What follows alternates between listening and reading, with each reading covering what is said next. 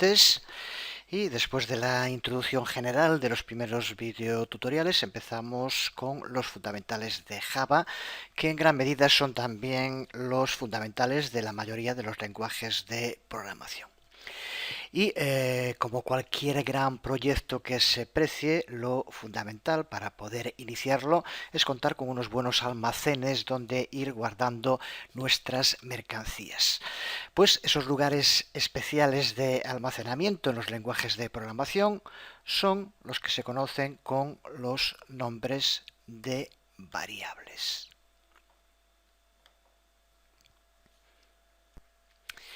Ya hemos usado variables en alguna ocasión en los anteriores videotutoriales de este mismo curso. Cuando hablamos de variables estamos hablando de contenedores que nos permiten almacenar la información.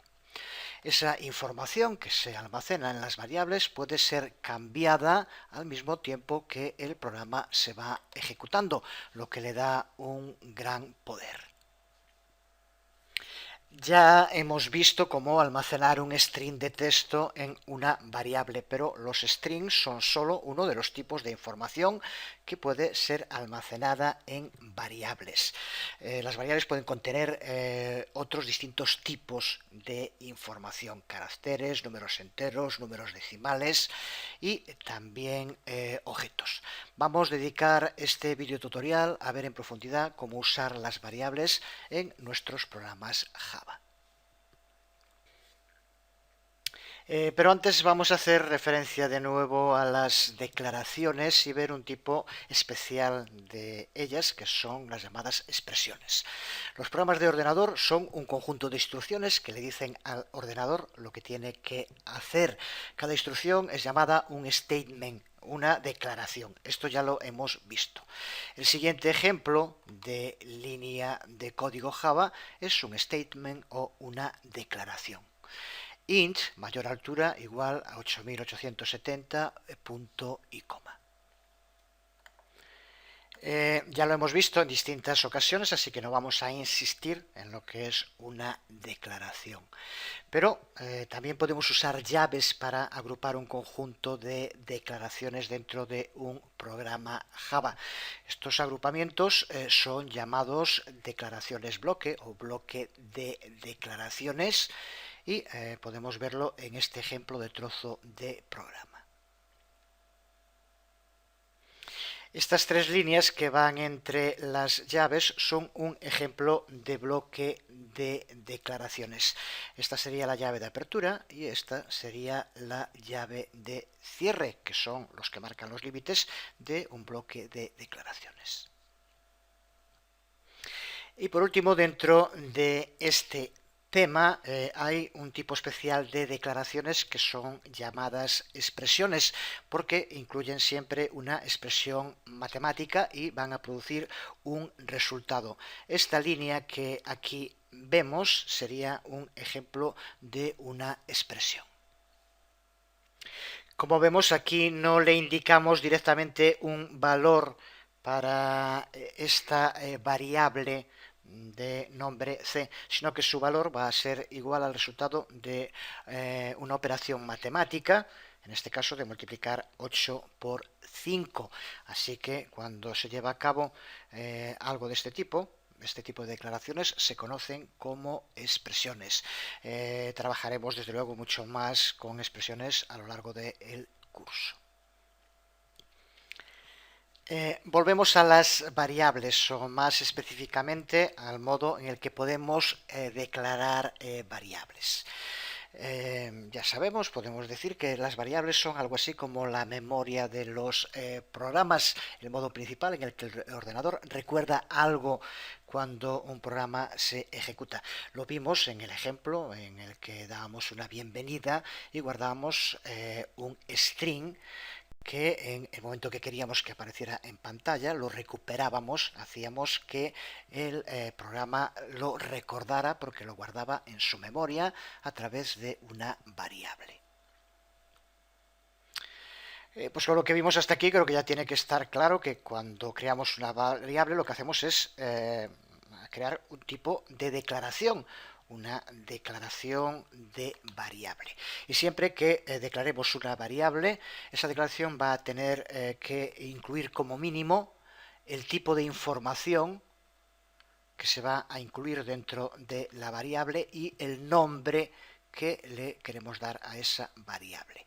También opcionalmente, aunque en este caso no es obligatorio, podemos ya asignarle un valor a esa variable cuando la creamos. Vamos a ver esto un poco más en detalle. Vamos para ello a entrar en NetBeans y crear un nuevo archivo Java vacío. Así que igual que como ya va siendo habitual, creamos un nuevo archivo y vamos a darle como tipo de archivo un archivo Java vacío y vamos a darle como nombre de clase variable, por ejemplo.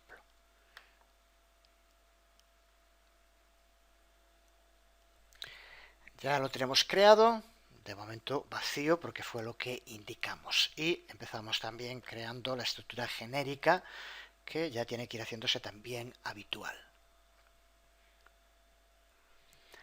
Así que de momento tenemos un programa llamado variable y que cuenta con un bloque main dentro del cual de momento solo tenemos un comentario. Vamos a borrar este comentario y vamos a sustituirlo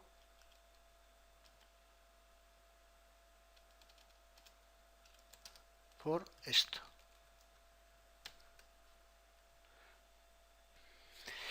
Con esta declaración lo que hacemos es crear una variable a la que llamamos cantidad. No especificamos un valor para cantidad, así que por el momento esta variable es un espacio de almacenamiento vacío. El texto int que va aquí al principio, al comienzo de la declaración, lo que hace es designar el tipo de variable que va a contener este sistema de almacenamiento, que va a contener cantidad.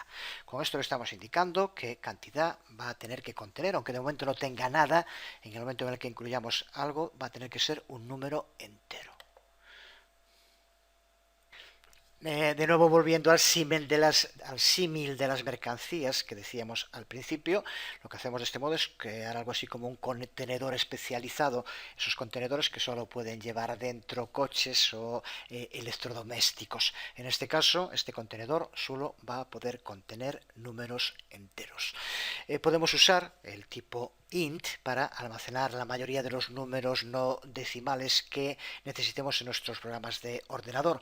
Puede contener cualquier número entero en un rango que va desde menos 2,14 billones hasta 2,14 billones. Así que prácticamente cualquier número entero. Veremos posteriormente algún otro tipo de variable numérica más especializada, pero con este tipo integer podemos utilizarlo prácticamente siempre que queramos guardar números enteros. Vamos a crear un espacio y vamos a escribir ahora, vamos a escribir float puntuación promedio. Puedes ver cómo a veces cuando vamos escribiendo aparecen determinados signos o símbolos en NetBeans. No siempre tienen por qué ser errores, pueden ser simplemente avisos, advertencias. Aquí, por ejemplo, lo que nos está diciendo es que hemos creado una variable pero que no está siendo usada, no le estamos dando ningún valor, por eso aparece ahí esta especie de subrayado debajo. No importa, ya sabemos que es así. Así que hemos creado, como podemos ver aquí, mediante una declaración, una variable que tiene el nombre de puntuación promedio. En este caso, el texto que lleva delante es float, que significa lo que denominan en inglés floating points, que sería lo que nosotros entendemos por números decimales. En el mundo anglosajón los decimales los indican con un punto, de ahí lo de floating point. Y de nuevo, mediante el ISO de float, podemos escribir números decimales de hasta 38 cifras, que prácticamente siempre deberían llegar. Aunque existen incluso otro tipo más largo para decimales que se llama dupl y que puede tener hasta 300 cifras, por lo tanto decimales que en este caso sí deberían llegar para todos los que queramos usar. Pero como ya sabemos, porque ya lo hemos usado, no todas las variables se usan para almacenar números. También podemos usar variables para almacenar texto. Y existen sobre todo dos tipos de texto que pueden ser almacenados como variables, los que se denominan caracteres y los que se denominan strings. Un carácter es una única letra, puede ser una letra, un número, un signo de puntuación, un símbolo, mientras que un string es un grupo de caracteres. Así que vamos a añadir dos nuevas declaraciones en nuestro programa. Una de tipo char, a la que vamos a llamar, por ejemplo, clave, y ahora sí le vamos a asignar un valor. Por ejemplo, como vemos ahí, la letra mayúscula C. Y otra declaración de variable de tipo string, de nombre alumno, y también le asignamos un valor. Observa una primera diferencia. Aquí hay un error, aquí tendríamos que poner un punto y coma al final, recuerda, si no la declaración nos daría error. Pero lo que nos interesa ahora es fijarnos que cuando escribimos un tipo de variable char, tenemos que incluir el valor entre comillas simples, como aquí vemos. Mientras que si es una variable de tipo string, tenemos que incluir el valor entre comillas dobles. Eso es lo que le va a permitir a Java saber si estamos hablando de un char o de un string. Aquí tenemos escritas estas dos declaraciones de variables en nuestro programa y con valores asignados del modo en el que lo dijimos. Vamos en un momento a pararnos a intentar entender un poco más por qué es tan importante que aquí aparezca el valor del string entre dobles comillas, como vemos en este ejemplo. ¿Qué comportamiento tendría nuestro programa si en lugar de encontrarse como el valor que se le pasa a un string, ese valor entre comillas, o que no tuviera comillas? Vamos a quitarle las comillas. Y observa que aunque aquí aparece una advertencia, nos lo pone como error. Si nos indica, y ahora vamos a explicar por qué, que no encuentra a Nael en ningún sitio. Si lo ponemos entre comillas, este error no aparece, pero sin embargo aquí ahora sí que nos indica que no se encuentra este símbolo Anael. Expliquemos en un momento por qué, que creo que tiene interés sobre todo para ir haciéndose con la lógica propia de los lenguajes de programación. Lo vemos aquí resumido en el primer ejemplo, que sería el que va a funcionar bien. Lo que le indicamos con esto al ordenador es que cree una variable de tipo string, que le llame nombre alumno y que le asigne un valor de Anael. ¿Cuál es la diferencia respecto a lo que vemos aquí? Para empezar, esta primera parte es lo mismo, pero la que está después de el igual, lo que dice es que le asigne el valor que contenga una variable que se llama Anael. Al oír entre comillas, Java va a considerar que lo que queremos es asignarle a esta variable el valor de otra variable que se llama Anael. Por eso en el programa nos daba ese error de que no encontraba el símbolo, no encontraba la variable Anael. Así que por lo tanto, para que Java entienda que estamos hablando de un string, tenemos que ponerlo entre comillas. Piensa un momento, es muy sencillo, pero ¿cómo podríamos hacer que este string realmente, que esta declaración funcionara? ¿Qué tendríamos que hacer para que esto diera un resultado? Es muy sencillo, pero ya digo, entendiendo un poco la mecánica de funcionamiento, la lógica de los lenguajes de programación. Ya digo que creo que tiene que estar muy claro a partir de lo que vimos. Lo que tendríamos que hacer es crear una variable llamada Anael y darle un valor string. Y por tanto lo que haría nombre alumno es tomar el valor que tiene Anael. Así que, aunque sería una redundancia si nosotros aquí escribiéramos esto de este modo, string nombre alumno, cambiamos aquí esto por Anael, igual a Anael, y ahora escribimos aquí debajo string nombre alumno y lo hacemos igual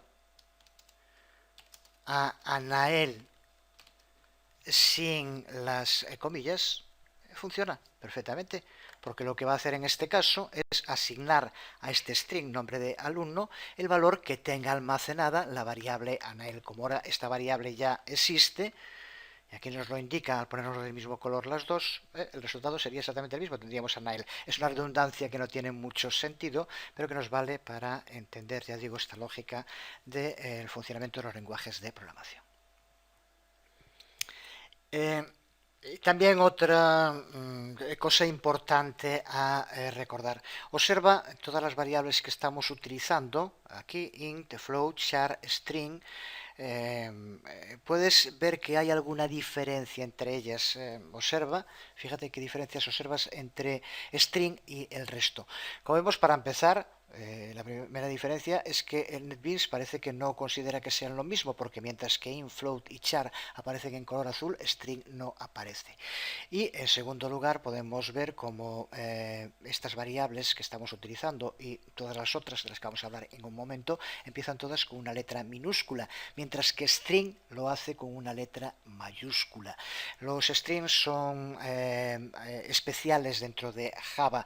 Más que considerarlos como variables, tendremos que considerarlos como objetos. Veremos más en profundidad los strings en su momento y lo explicaremos, pero para empezar, observa aquí esta diferencia, como cuando hablamos de un string, y es importante recordarlo porque tenemos que escribirlo así. String va con mayúscula, mientras que el resto de las variables van con minúscula.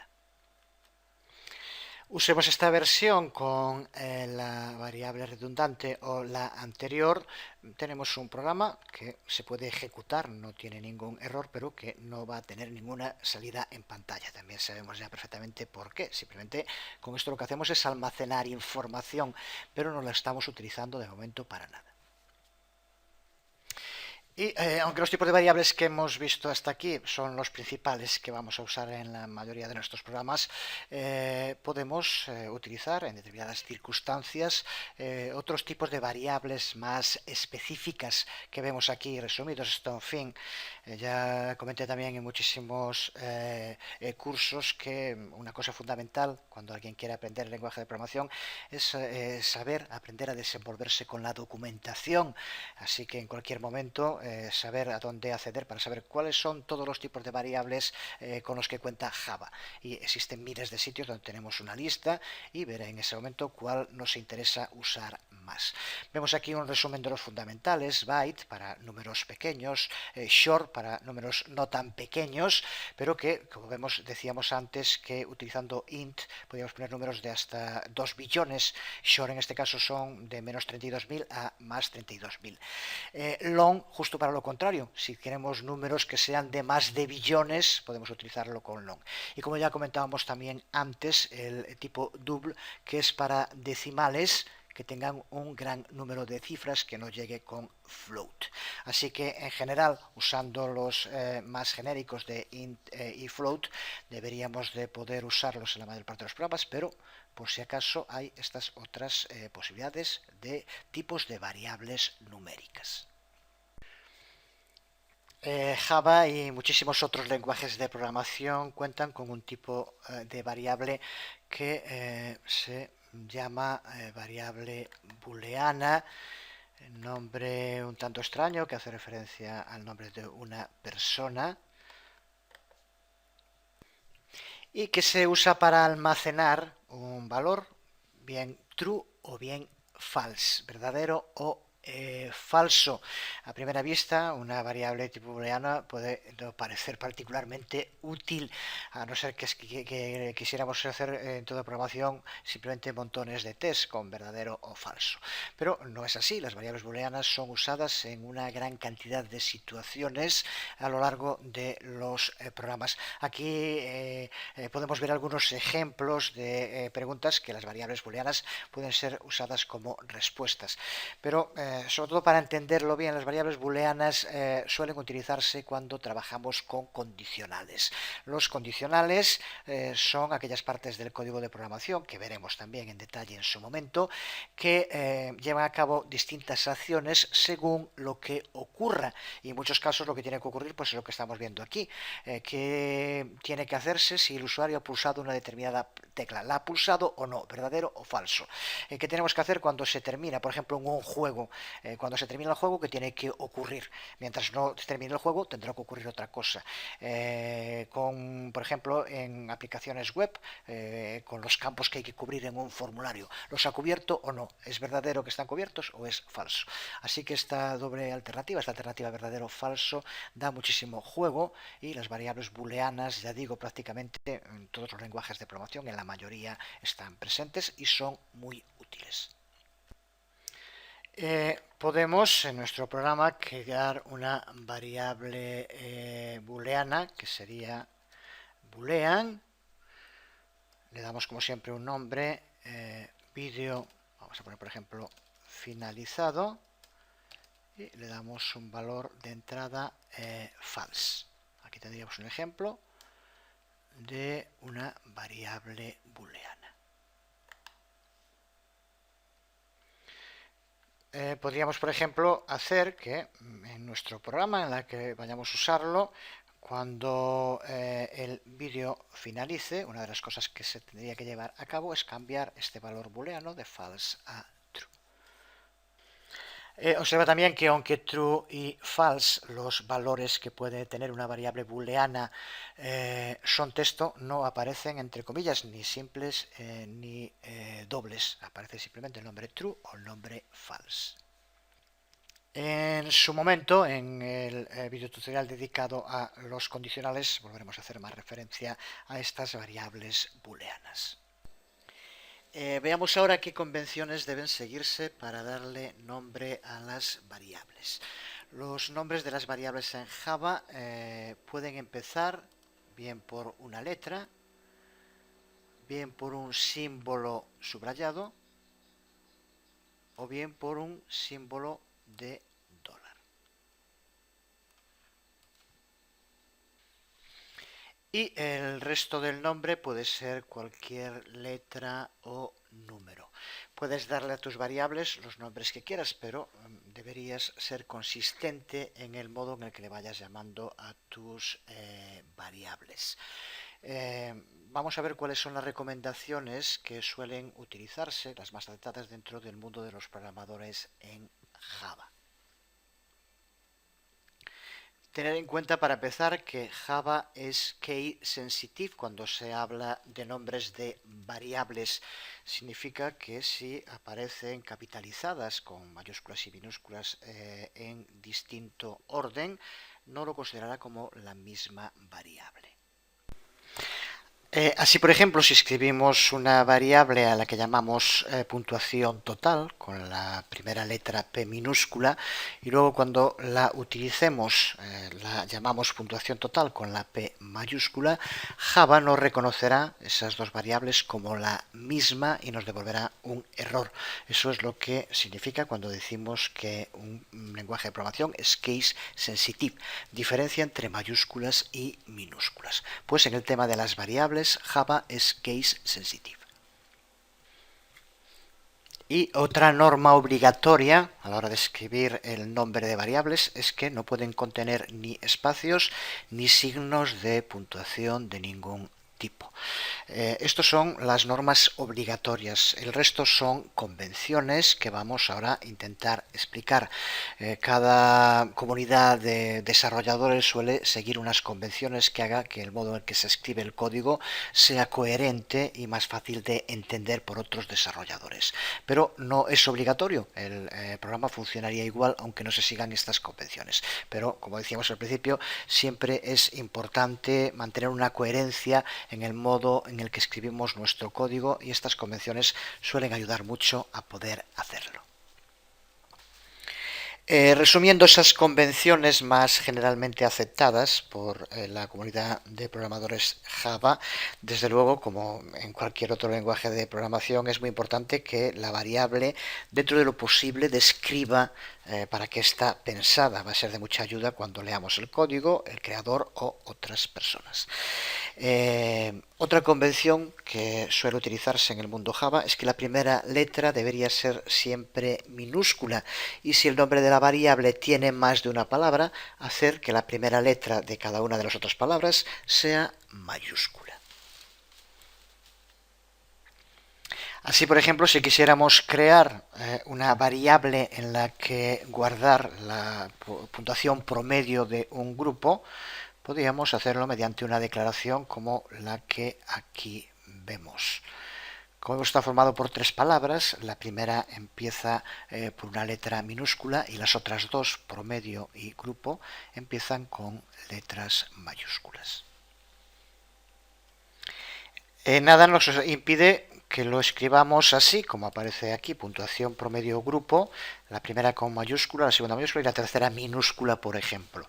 No nos daría error, pero es muy mala idea, ya que si no seguimos unas normas coherentes siempre, difícilmente nos acordaremos después de cómo tenemos que escribir el nombre de la variable cuando queramos llamarla.